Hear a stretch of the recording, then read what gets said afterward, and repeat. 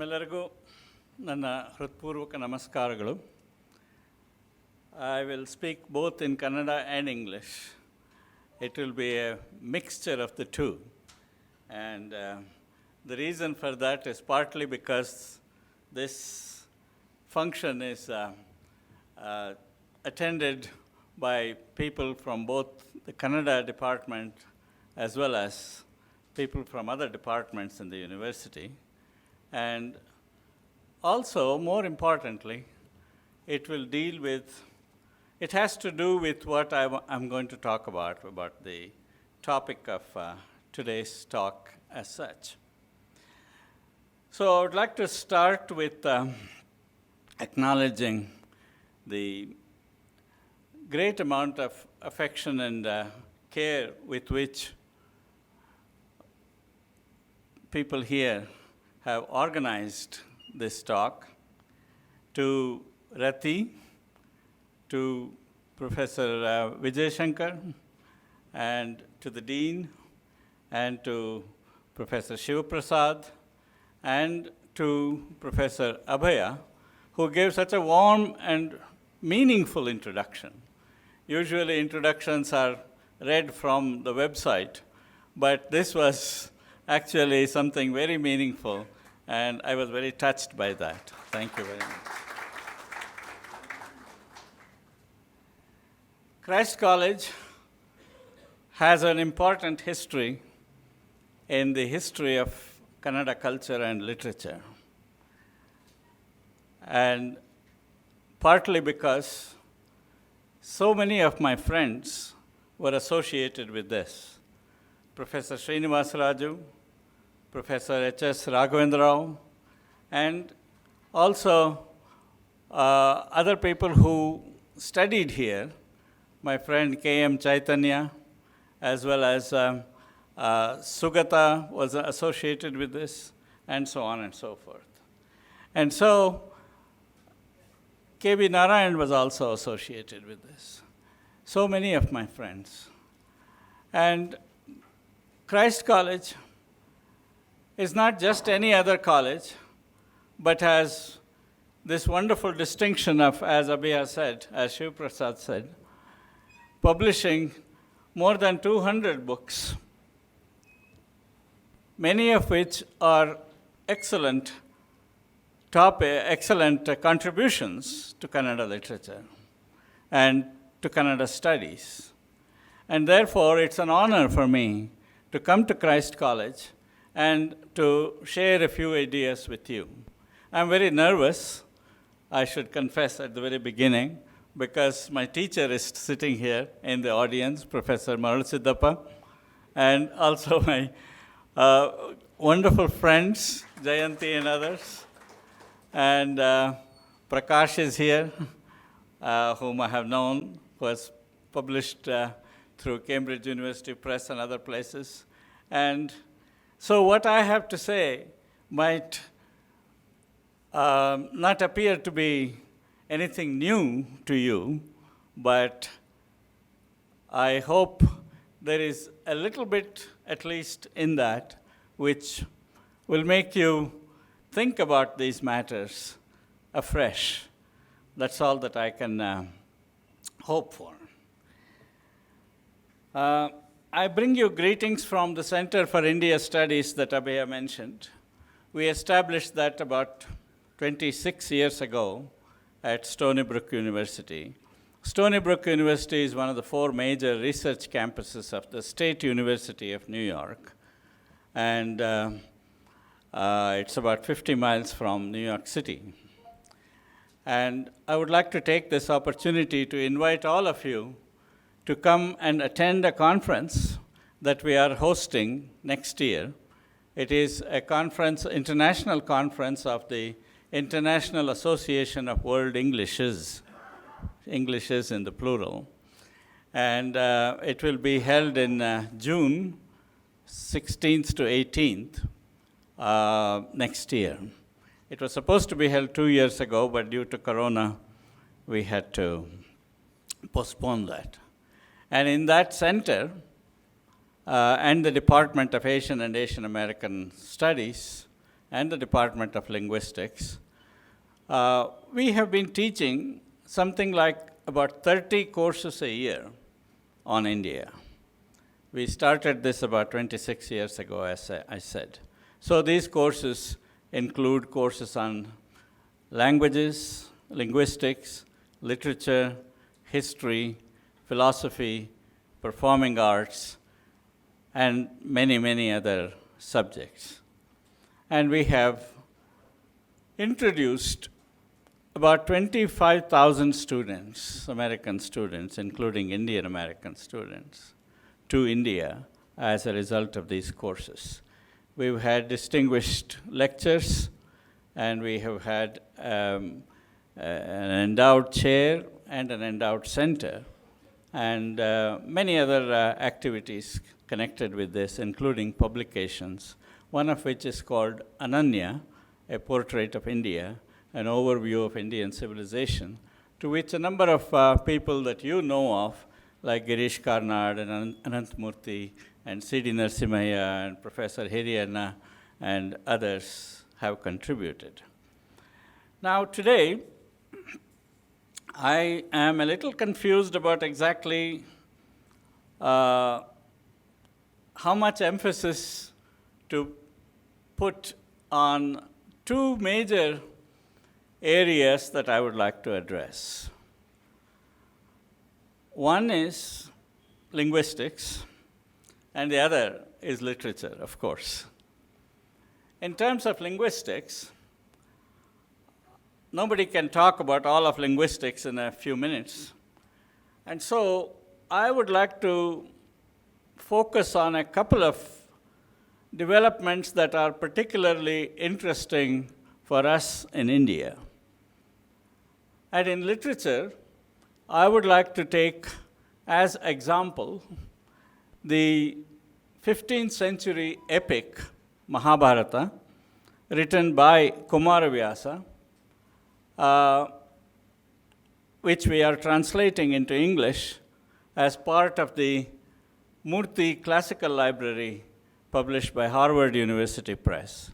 The book is coming out in 4 volumes. The first volume, involving Adi Parva and Sabha Parva, has just gone to press, and the others will follow very soon in the next couple of years. And we are doing it as a team, this translation. Professor C.N. Ramachandran, Professor H.S. Shivprakash, Professor H.S. Raghavendra Rao, Professor Narayan Hegde, and I are together doing this, and I am also editing the work. And so I will say a few things about linguistics, and I will also say a few things about Kumara Vyasa Bharata, and try to relate these two. And if at any point you feel like asking me for clarifications, please feel free to ask me questions. Just let me finish my sentence, that's all. Okay. Traditionally, linguistics and literature at one point were very close. As you know, people taught literature as the primary way in which you learned language. But very soon, the two diverged. There was a movement to say that the best way to teach language is to separate it from literature rather than to use literature to teach language. Because they said all this teaching of literature is not a particular use to people who want to use language in a practical way, that is, whether it is in business or in science and technology and so on. And so there was a diversion of these two fields. But the Indian tradition was not like that. As you know, India is the mother of linguistics. Before there was linguistics anywhere else in the world, we had some of the most sophisticated linguistics ever designed in the world, even to this day. So we have all heard of the name of Panini, who wrote the famous grammar of Sanskrit called Ashtadhyayi in 8 chapters. And it is considered to be one of the greatest monuments of human intelligence. And this was a quote from the president of the Linguistic Society of America and the founder of that society, Leonard Bloomfield, who also wrote the textbook on linguistics. Why did he say that? Because he said, no language has ever been described so completely as Panini described Sanskrit. Secondly, he also did it in the most scientific fashion. That is, he defined every single term and he wrote it in the form of rules, and 4,000 rules, just 4,000 rules to cover the whole of the Sanskrit language, including the phonology, the phonetics, the morphology, the syntax, and the semantics. And all of this he did in the most rigorous fashion. That is, you could apply the rule blindly and you would get the right result. That's how a scientific rule is supposed to be. There should be no room for interpretation. It should be everything that is needed to apply that rule should be contained explicitly in the rule itself. And all of this he did with great economy, because each rule is just one line or less.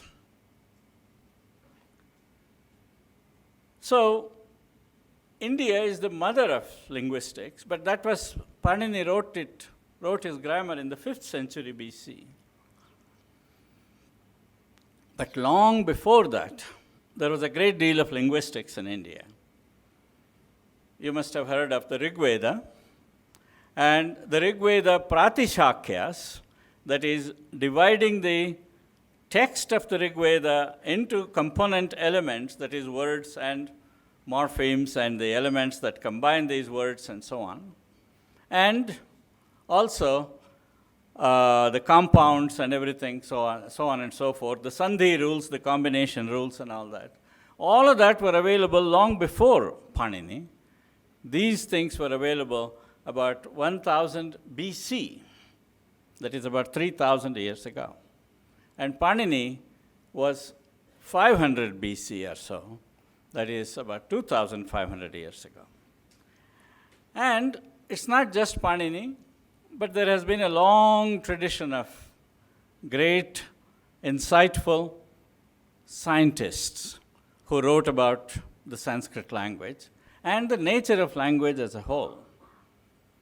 There are many people, but I will name only one. Bhartrihari. Again, he lived about 5th century AD, about 1,000 years after Panini. But his work, called Vakyapadiyya, Vakya, Pada, Vakyapadiyya, that is on sentences and words, that's what it is perhaps the greatest work on the philosophy of language ever written. Because there he talks about how words mean. And he came up with a number of hypotheses about how we understand language. For example, let's take one simple example. When we understand a sentence, do we understand word by word? That is, we form a hypothesis about the sentence based on, let us say, the understanding. We process one word and then go on, and then go on, and then go on until the end of the sentence. Or do we wait for the end of the sentence and suddenly the meaning of the word explodes? It's called spota, and his theory is called the Spotavada. And this is exactly the kind of hypothesis that psycholinguists, Prakash is here, so he will tell you, that psycholinguists have been struggling with even to this day. And there were many hypotheses put forward in the 1960s, for example, which rephrased exactly this question. So, and that is only one example of that. There are hundreds and hundreds of examples of this kind. That is, for example, there was a brilliant genius called Abhinavagupta, who lived in 10th century in Kashmir and who wrote prolifically about commentaries on Anandavardhana's Dhvanyaloka, as well as called Tantraloka, on the Tantras, and on many other philosophical works by his teacher, and so on and so forth. And his work on cognition, today we call it cognitive science, we call it cognitive neuroscience, the kind of relationship between a mental reality and the external reality that Abhinavagupta talked about, the kind of sophisticated hypotheses that he considered and rejected or accepted on the basis of logical thinking alone, because they didn't have experimental psycholinguistics or neurolinguistics at that time, just on the basis of deductive logic, is inspiring even to this day. In fact, if only people would read Abhinavagupta, that would generate hundreds of new hypotheses that they can try out in artificial intelligence. So I'm using these two examples, these few examples, simply to show what a great and rich tradition of linguistics we have had in India. And of course, that is only in Sanskrit. And that continues. There were thousands of people like this. And in the regional languages as well.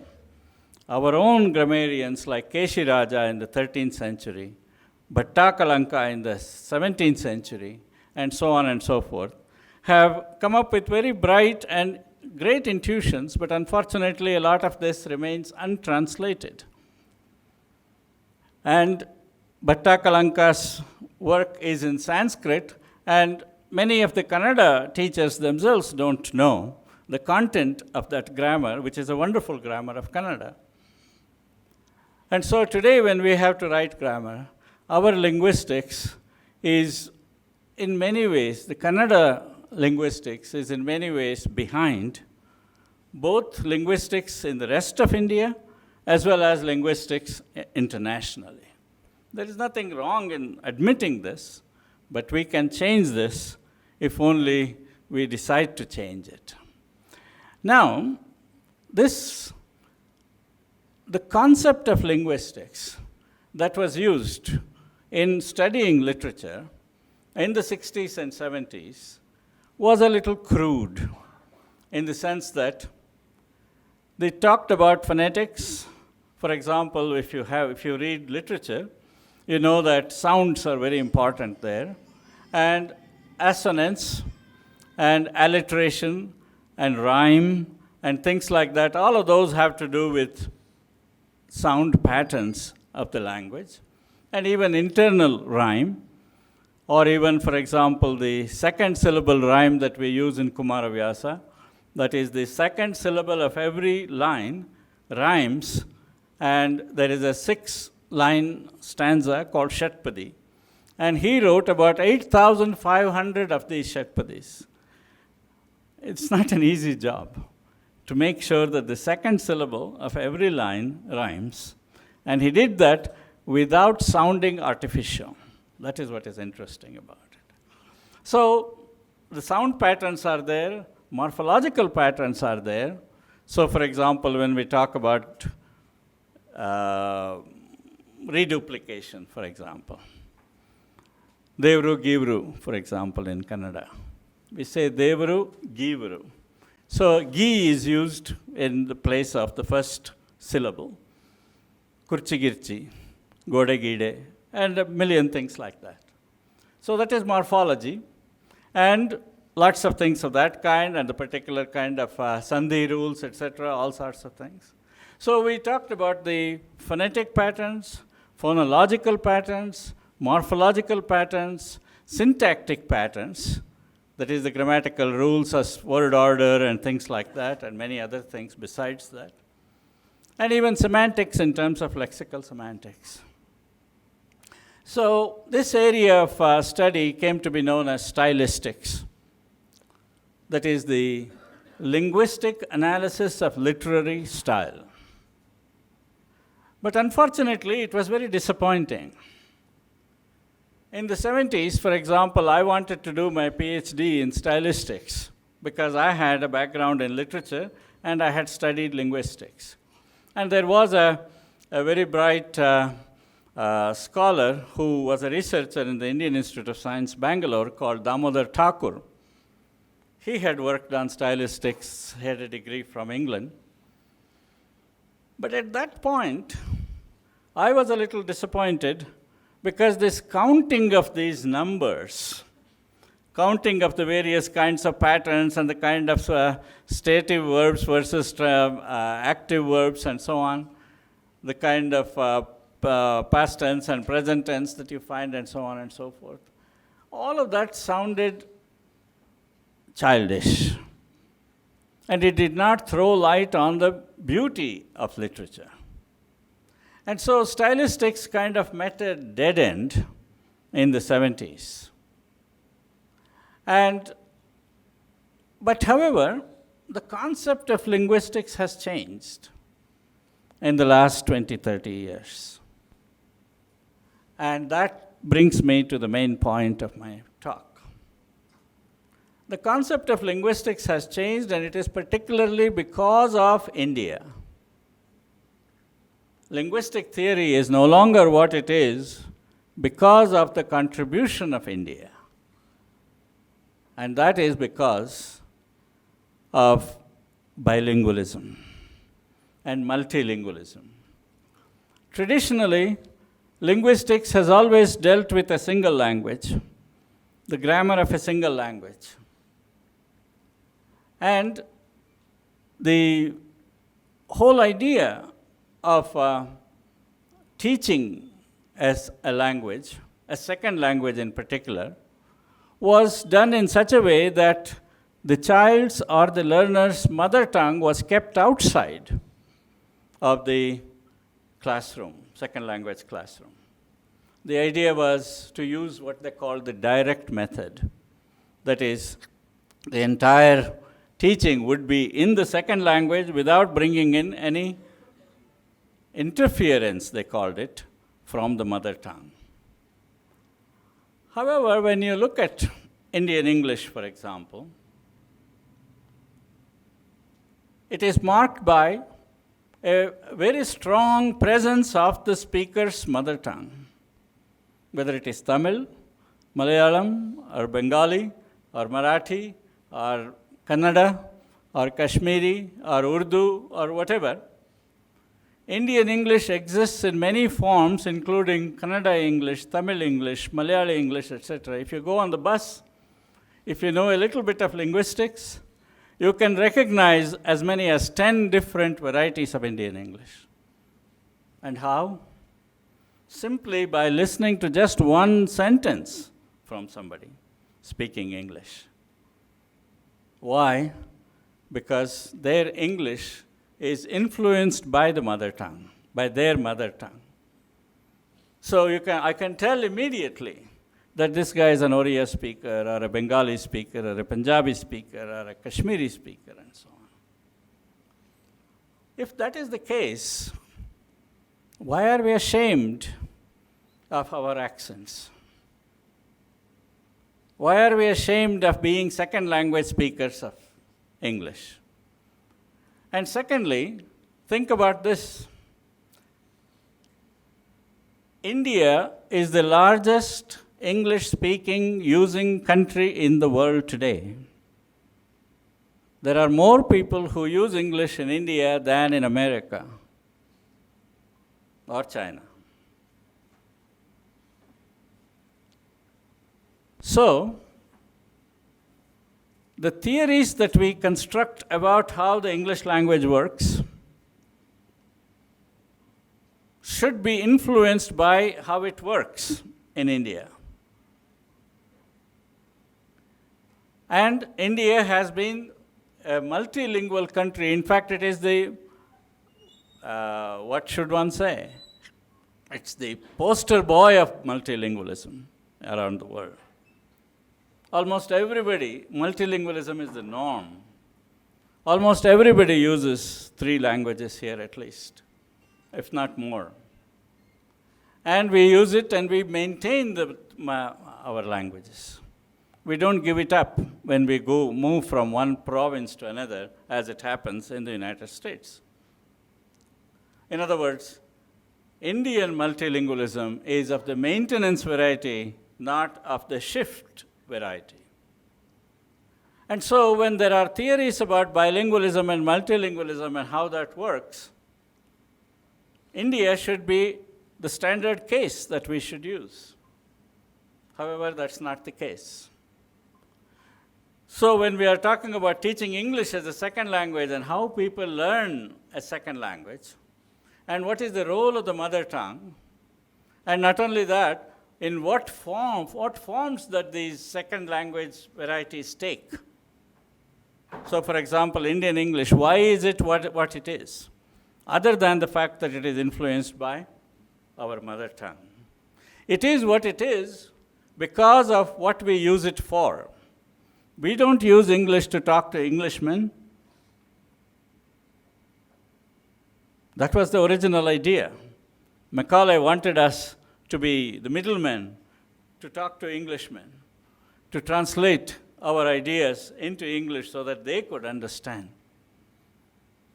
A class of Indians, a class of speakers, Indian in blood and color, but English in attitudes. That's no longer the case. We don't use English to talk to Americans or the British people.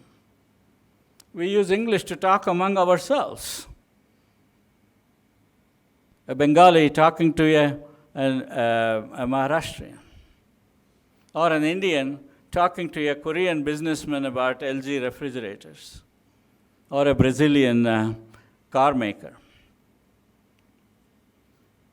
So in other words, there has been a dissociation between the native speaker of a language and the functions of that language. You have to look at this displacement. The center of English has shifted. It's no longer Oxford or Cambridge or New York or Washington. It is everywhere. Everywhere where English is used. English today is a polycentric language, not a monocentric language. And so we should be taking the central role in defining theories about second language acquisition, about second language use, and about second language literature, about bilingualism, about multilingualism, the maintenance of languages and the acquisition of language, and so on. Unfortunately, that's not the case. Theories are being developed elsewhere and being imposed on us, and we are learning it, and we are adopting the same attitudes. For example, there was for a long time a negative attitude about mixing of languages. Right? You should not mix this language with that. However, we have always done that. All our lives, all through our history. The Urdu language is a mix. It's a hybrid. It's a mixture of Persian vocabulary and Sanskritic Hindi grammar. That is Hindi grammar that descended from Sanskrit and Prakrit and so on. So it's a hybrid. And Urdu is only one example of that. There are hundreds of languages all over India, including Kannada, which are products of this mixing of languages. So our Kannada, if you take away all the Sanskrit, it would be very difficult for us to write or read Kannada today. People have tried to do that. There are attempts to do that because there are conservative attempts. But you won't be able to talk about the directions. Uttara, Dakshina, Purva, Paschima, all of that is Sanskrit. You won't be able to talk about your blood, Rakta is Sanskrit. Charma, your skin is Sanskrit. Bhumi is Sanskrit. Akasha is Sanskrit. And on and on. Professor T.N. Shrikantaya wrote an article about this in 1947 in the American Anthropologist and talked about how the whole notion of basic vocabulary is a little suspect in India because our basic vocabulary is itself borrowed vocabulary. I'm not saying whether it is good or bad. What I'm saying is that that's the reality. And it has come about, and that is the reality because that's the way we live. Indian civilization is a product of this pluralistic interaction between various cultures. So, this mixing, this hybridity, this give and take, this intermeshing of languages is but an outward reflection of something more important, something deeper, a deeper cultural force and a civilizational force.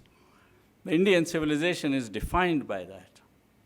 So, for example, all our languages, Sanskrit language has ta, tha, da, dha, na, all of those things. Where did those things come from? They came from Dravidian languages. And all of our languages here have aspirated consonants, tha, dha, pa, gha, all of those things. Where did those things come from? They came from the North Indian languages. These are just one simple examples. Look at our word order. And on like that, 1,000 things like that. So these things came from those things. So this attitude that mixing is bad and that we should speak just one language and not the other is an artificial attitude that has been imposed upon us by monolinguals who did not mix. The English language, English-speaking people did not have much contact with the rest of the world. And so these things developed there. If an Indian had developed the linguistic theory, it would not have involved this injunction against mixing, right? So, to come back to the point, I said I wanted to talk about a few developments in linguistics, and these are some of them. That is, our notion of what is linguistic competence has changed. At one time, it was phonetics, phonology, syntax, morphology, semantics. Semantics at all, if at all, because Chomsky's syntactic theory doesn't talk about semantics. But in the last 20, 30 years, the notion of what language is has changed. What was considered sociolinguistics and therefore outside of core linguistics has now become part of has been integrated into the essential notion of linguistic theory. So today we talk not only about grammar, but we also talk about speech acts. That is, how to do things with words. And the context has become a very important thing, the cultural context in which you do things. For example, how do you express politeness in English? How do you politely ask for a glass of water, for example? You don't say, give me a glass of water. You say, can I have a glass of water, right? Would you give me a glass of water? Is there a water fountain here? All kinds of things like that. Now, in the English language, therefore, there is a particular strategy, namely asking a question, which is considered the politeness strategy for speaking. And that is part of being a speaker of the English language. So if you simply spoke grammatically correct, but culturally inappropriate language, you would be a monster. You would be speaking correctly, but people would be upset with you. Similarly, 100 other things. Because every time we open a sentence, we are performing a speech act, right? That is, we are asking, we are requesting, we are contending, we are disputing, we are requesting, and we are commanding, and we are doing all kinds of things of that, bargaining, etc., etc. So every sentence is a speech act. So the analysis of speech act should be part of how we understand language. Similarly, if most of the people in the world are multilingual or bilingual, especially in India, our theory of language should include bilingualism, including the mixing of languages, and on like that. So the notion of what the English language is has changed. Thanks to, as Abhaya said, Professor Braj Kachru, who changed our notion of English and gave pride to not only Indians, but also all the non-native speakers, or second language speakers of English, who are the majority of speakers of English in the world today. So today, the English language has more non-native speakers than native speakers. So what is the notion of a standard? Who should decide what the standard is? Is it the Queen? Should we be speaking the Queen's English? Or should we be speaking American English because that is money-wise the most powerful country on earth? Or should we be speaking Indian English because there are more English speakers here than anywhere else? So how do we define these things? So the point is that there is no one correct answer to this. Depending on the particular context of situation, and the purpose for which you are using the language. So if I were to speak English to you the way an Englishman speaks, you will be laughing at me. You would say, why is he showing off? He looks Indian, but he's talking like an Englishman. And similarly, many other contexts of that kind. So, appropriateness is very important. And the Indian tradition talked about all of these things. For example, there is a long tradition of discussion of what is called auchitya. Auchitya comes from the word uchita. Uchita means appropriate. They talked about how one of the most important qualities of poetry is auchitya. And that has all kinds of ramifications. For example, where do you use a particular word in a particular context? And what are the effects of using that particular word in that context, and so on. And so, with this background, namely, that when we talk about linguistics and literature, the very notion of linguistics has changed. There is a new linguistics that we need to talk about. And that linguistics should include reference to the way we use language, and the way we use English, the way we use all the languages with English, and languages with one another, and so on and so forth. So with that as the background, I would like to now turn to a few, in the few minutes that I have, I would like to talk about literature and Kannada literature. So now I will speak in Kannada, if you don't mind.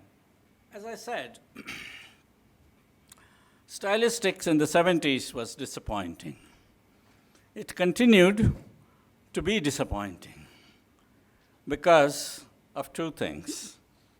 Because of the notion of language that it had was very rigid and was not particularly communicative. In other words, it did not take into account the cultural, communicative context in which language is used. Secondly, because it did not take into account multilingualism, and so on and so forth. And the kind of results that we came up with in doing stylistic analysis were disappointing in the sense that it did not throw light on the beauty of literature. What if somebody has used 60% transitive verbs as opposed to intransitive verbs? So what? In other words, what is the connection between the linguistic patterns and the literary effect? That's what we needed to talk about. So I thought it would be more interesting if we looked at the literary effect first and then tried to analyze the linguistic devices that seem to be contributing to these literary effect. Okay? And so for that, what I would like to do is very quickly to talk about Kumara Vyasa. Mainly because that's what I have been obsessed with for several years now, and I will be for a few more. And Kumara Vyasa is considered to be one of the two greatest writers of Kannada in the history of Kannada literature, the other one being Pampa. And of course, there are other great ones like Basavanna and Akka Mahadevi and many others. But in terms of writing these major works and so on. And Kumara Vyasa has been considered a great poet on a number of fronts. I cannot go into all of that here. But one of the most important things is his use of language. And so that relates these two things to us. How does he use Kannada? And in particular, what I would like to do is to look at how Kumara Vyasa is supposed to show so many wonderful literary qualities and try to see what linguistic patterns contribute to those qualities, right? So, for example, one of the most important things that people talk about Kumara Vyasa is that his Mahakavya, he wrote an epic, and of course it's a narrative. It's a narrative poem. A narrative poem doesn't have to be dramatic. It can be a nice, long, descriptive poem. But one of the most important qualities of Kumara Vyasa is said to be his dramatic quality. So what is so dramatic about it, and what makes it dramatic? So questions like this I would like to ask. So for example, Kumara Vyasa is also supposed to be somebody who is wonderful at creating all the rasas that are important. Navarasa, right? The rasa theory of Bharata. How does he create rasa? What are the linguistic elements that contribute to the creation of rasa? So things of that kind I would like to ask. A third question that I would like to ask is, Kumara Vyasa is also supposed to be, for example, when you contrast him with Andaya, you will see that Kumara Vyasa freely mixes Sanskrit and Kannada. He is not a purist. And so what is the nature of the mixing that you find in Kumara Vyasa? And why is it that people don't object to his mixing, right? Because if it is too Sanskritic, people would object. If it is only Kannada, again people would object because Andaya not too many people read now. It is considered an interesting literary experiment, but it did not take hold. And so, let's take a couple of very quick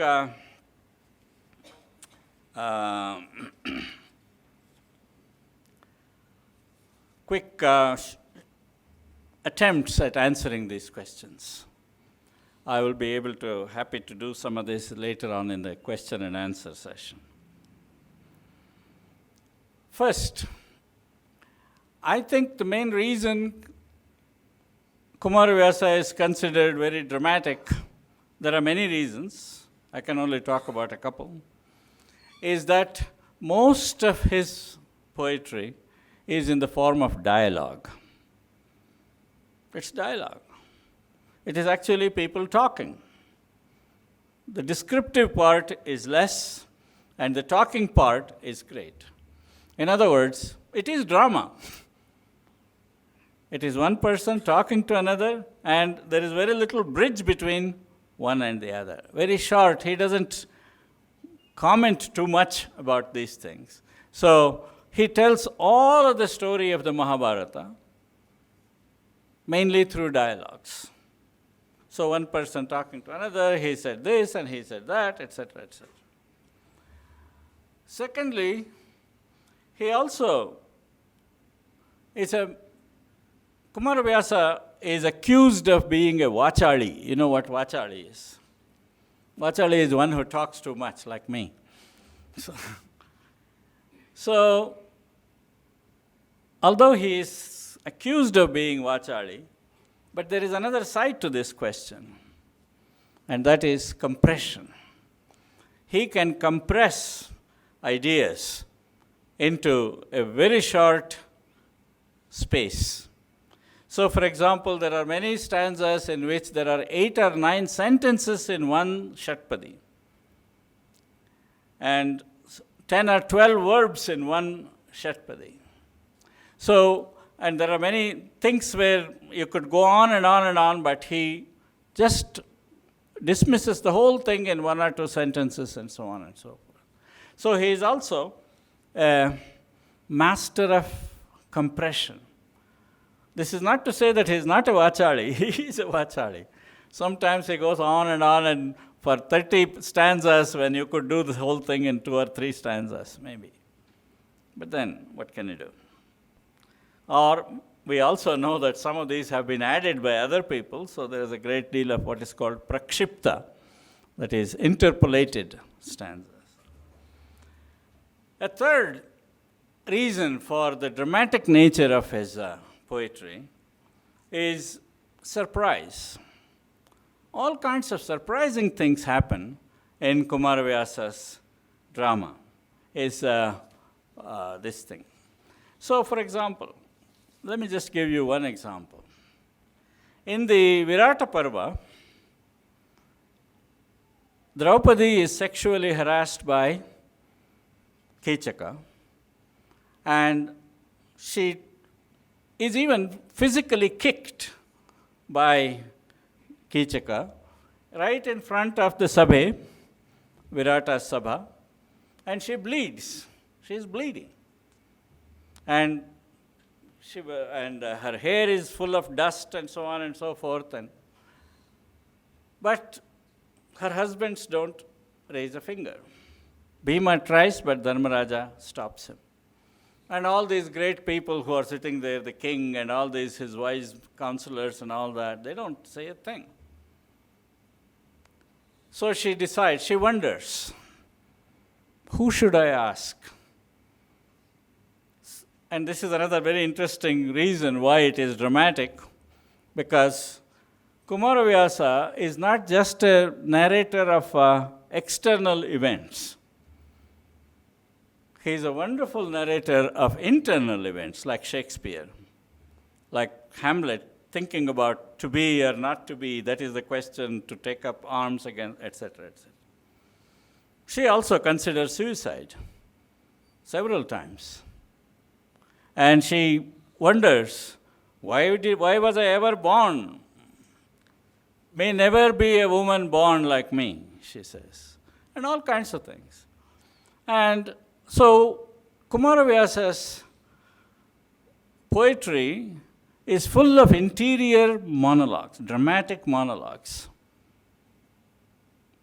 Karna, Bhishma, Vidura, Duryodhana, Krishna, Draupadi, Arjuna, everybody indulges in these interior monologues. And in this particular case, she debates, who should I ask for help? Should I ask Dharmaraya? He is paralyzed by dharma, she says. Gara hodidide. And Arjuna is useless. And Nakula and Sahadeva, they don't have the strength to take on Kichaka. So the only one is Bhima. So I will go to Bhima. So she goes to Bhima. And there, all kinds of interesting things happen, but I have to rush. So, surprise. She explains all this and asks for help, and Bhima says, forget it. I'm not going to help you. Not only that, he says, I'm sick of this sequential husbandry. That's the right word, I think. So being a husband 1 year and then somebody else is a husband next year, what is this nonsense? I'm sick of this and I don't want to have anything to do with it. You, from now onwards, you only have 4 husbands and not 5. He actually says that. I mean, not too many people know this, that he actually says that. You are no longer, I'm no longer your husband. So this is the kind of what I meant by surprise. Surprising developments, unexpected developments. What is she supposed to do? And then there is a long dialogue between these two. And then he agrees to help, and so on and so forth. So that's only one example. There is another very interesting example. I can't go into that now because of shortage of time. But a debate, an argument between Dharmaraya and Arjuna after Abhimanyu's death. Again, very surprising thing. Arjuna is actually ready to kill his brother. Okay. Another reason why this is dramatic is because of the colloquial flavor of the language. He uses a lot of racy vocabulary. For example, bhanda. So, ನೀವು Gandaro, Bhandaro, she asks. Draupadi asks her husband. And then all of these speech acts that I just talked about exist in his drama. So, swearing. Even God swears in Kumara Vyasa. Krishna swears. Vasudeva Nane. He says, I swear on my father Vasudeva. And everybody else is always saying Ane, Ennane. And they are boasting, of course. Karna is the greatest of these boasters, but everybody boasts. Bhima boasts. And they are vowing, they are taking pratignyas. I will do this, I will do that, etc. For example, the most famous of these is Bhima's vow to disembowel Duryodhana. And then there are all kinds of exclamations. And there is all kinds of, and he uses his colloquial language. His language is so colloquial. And he brings in the kinds of things that people had not been using in Kannada language until then. Like reduplication. He says, in describing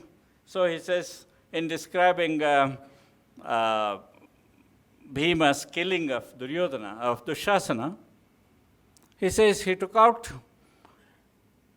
Duryodhana's organs and he washed them in blood. Tole toledu, he says. And koi koidu. And things of that kind. So this is what we call reduplication. It's a morphological process. But these things are never used in poetry. The interesting thing is that he was innovative in using these things. And every one of his uses is functional, not a throwaway thing. For example, one of the ways in which we use reduplication is to show our contempt for something, casual dismissal of things, right? So Bhima, at one time, says, Dharmaraya has all these rules, etc., but I don't care. So to show his casual dismissal of it, he says, Dharma Girma. He says, I don't want this Dharma Girma and all this nonsense. So in other words, notice that there are supposed to be rules about how people speak. And according to their status, if they are princes and kings and so on, there is a certain nobility with which they should speak. But for Kumara Vyasa, he brings in the ordinary folk language into the epic to convey this kind of thing. And of course, another reason why it is so dramatic is humor. There are wonderful examples of, for example, in Subhadra Parinaya, he says that Arjuna goes there in the form of a sannyasi, and his hands are making the rosary move, but his mind is on Subhadra. And his his lips are mouthing mantras, but his mind is on Subhadra. And on it goes on and on. And he also is very fond of piling up adjectives, one on top of another. And he even breaks the rules of the language.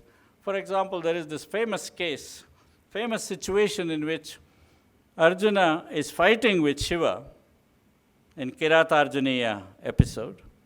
And in that, he has to describe their fight. Now, if it was you and me, we could say they fought like this, they punched like this, they did this, etc. But we would run out of words in 2 sentences. But Kumara Vyasa is so interesting. He is very authentic about the registers that he uses. Registers are the specialized language particular to particular fields of work. So there is a register of wrestling. And he uses at least 20 different words for wrestling. How they climbed on each other, how they punched each other, how they had different grips and different holds, and all of that stuff. And that's not enough for him, he even invents his own. He says, hatta hatti. That is, they're climbing on each other, hatta hatti, etc. And his language has so many different beautiful aspects to it. We don't have time to go into that. So, for example, his diction is supposed to be, for example, people talk about the elegance of his diction, how delightfully he phrases these things. And in fact, Kumara Vyasa has the richest vocabulary of all the Kannada poets combined. He uses more different words than any other poet. And every word he uses is perfect, in the sense that it is appropriately placed. There are, of course, a few portmanteau words and so on that he uses, but I'll give you one example. In the Virata Parva, where Arjuna, dressed in the form of Brihannali, the dance teacher, and then they go to fight the Kaurava army, and Uttara, of course, is a coward. He is afraid. He doesn't want to fight. And even before the battle has started, he is scared. So Arjuna uses the word ele kumaraka. He uses the word kumaraka. Why kumaraka? He could have just said Kumara, right? Kumaraka he uses because that word is used for children. He's suggesting that he's acting like a child. And he also uses that in a particular context. He says, Ele Kumaraka, an inexperienced child, in other words. Ele Kumaraka, you are acting like Prathama Chumbanam Danta Bhagnam. You have heard of that, right? Like breaking your teeth on it and your first attempt to kiss. So, this use of the word Kumaraka is particularly appropriate in that context. This inexperienced fellow who has never gone to battle, this is his very first battle. There is another beautiful example. In the Adi Parva, the Pandavas are living in disguise as Brahmins. They go beg and bring food. And Kunti, it's not that case, but another case. Immediately after that, Draupadi has come in as wife. And Kunti teaches her how to distribute the food, right? So they bring in the food, and that food is divided into two halves. One half, these brothers eat along with Kunti. The other half is given to Bhima, because he has a huge appetite. And Kumara Vyasa appropriately uses the word Vrukodara. Vrukodara is wolf belly, the belly of a wolf. He's ravenously hungry always.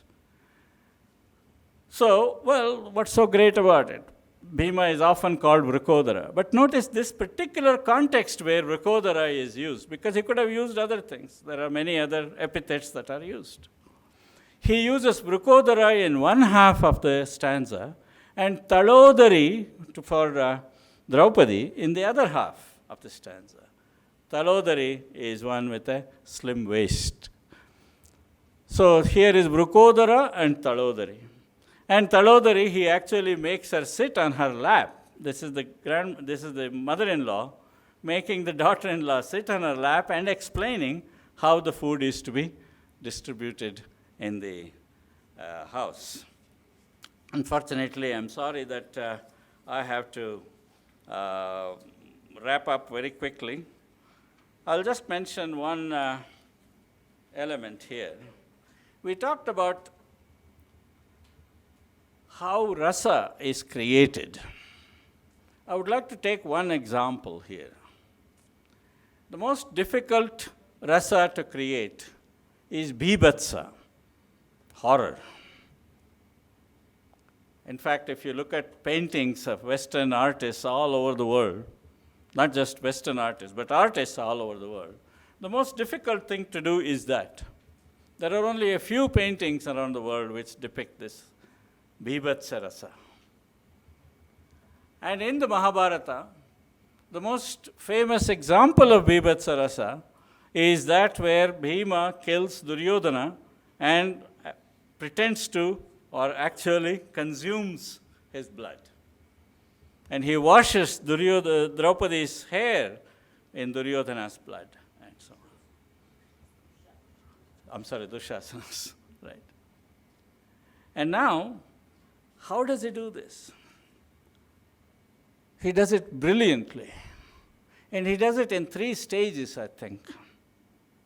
One is, first he compares this killing to another famous disembowelment in the history of Indian culture and literature, something that we are all familiar with.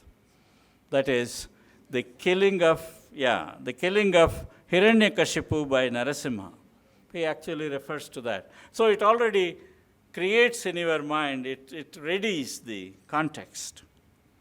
And then he uses reduplication that I told you about. Moge mogedu, that is taking the blood in his hand. Suri suridu, that is pouring it. Tole toledu, washing it. All of that. And so it is very clear that, this is a repetitive action, and this is something that goes on for a long time. It's not a short thing. And he does one more thing. Bhima challenges all the people to stop him if you dare. If you dare, stop me. I'm going to do this. He announces it. And this includes even Krishna. Arjuna tries to stop him. Krishna says, stop, don't do this. Because he is almost like Shiva at this point. He is Shiva. Bhima is like in that Raudra. And so, by analyzing the elements that contribute to a particular rasa, the creation of that, by breaking it down into their elements, and then in particular identifying what role language plays in creating these effects, I think we can come up with a better stylistics than if we went the other way around and looked at some already ready-made format of what elements occur with what percentages in the text. Thank you very much for your patience.